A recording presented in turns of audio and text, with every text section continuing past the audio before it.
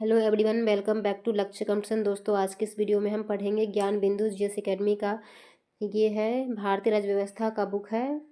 ये all exam के लिए इम्पोर्टेंट बुक है। ये भारत का संवैधानिक इतिहास आज हम पढ़ेंगे। तो चलिए हम वीडियो को शुरू करते हैं। ताज का शासन 1858 से 1947 तक। भारत शासन अधिनियम 1858।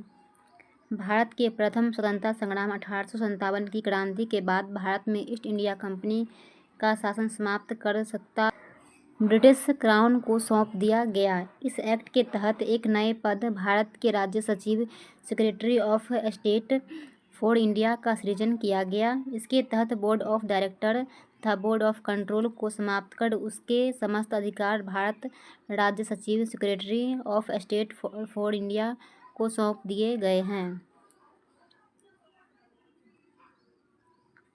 इस प्रकार भारत में द्वैत शासन प्रणाली, जिसे 1784 ईस्वी में शुरू की गई थी, को समाप्त कर दी गई। भारत का राज्य सचिव अपने कार्यों के लिए ब्रिटिश संसद के प्रति उत्तरदायी होता था।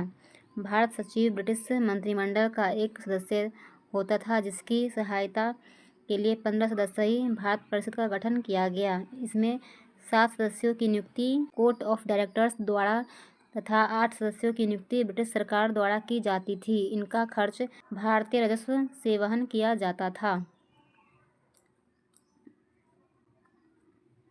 इसके तहत भारतीय मामलों पर ब्रिटिश संसद का सीधा नियंत्रण स्थापित हो गया और मुगल सम्राट के पद को समाप्त कर दिया गया।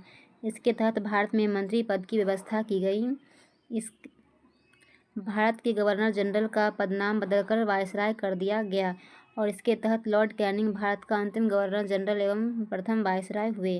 नोट: 1858 ईस्वी में भारत का प्रथम राज्य सचिव लॉर्ड स्टैनली था। आज़ादी के समय राज्य सचिव के पद पर लिस्टोवेल थे। भारतीय परिषद अधिनियम 1861। इस अधिनियम के द्वारा भारत में संवैधानिक विकास का सूत्रपात किया गया। इस अधिनियम के तहत कानून निर्माण की प्रक्रिया में भारतीय प्रतिनिधित्व को भी शामिल किया गया।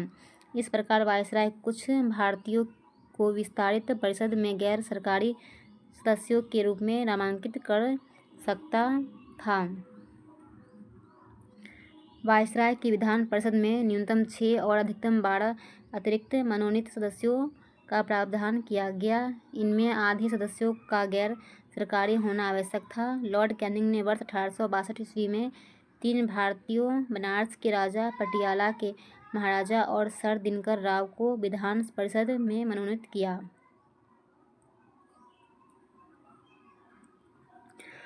इसने वायसराय को विशेषाधिकार व आपात स्थिति में अध्यादेश जारी करने का अधिकार दिया। ऐसे अध्यादेश की अवधि मात्र 6 माह होती थी। इस अधिनियम में वायसराय की परिषद में अधिक सुविधा से कार्य करने के लिए नियम बनाने की अनुमति दी गई, जिसके आधार पर लॉर्ड कैनिंग ने भारतीय शासन में पहली बार विभागीय प्रणाली की शुरुआत 1861 में की। बम्बई और मद्रास प्रेसिडेंसियों को कानून बनाने की शक्ति वापस देकर विकेंद्रीकरण की प्रक्रिया की शुरुआत की गई।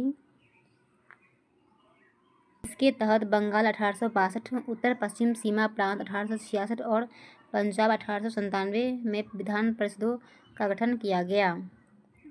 अगले वीडियो में हम पढ़ेंगे भारतीय परिषद अधिनियम 1892।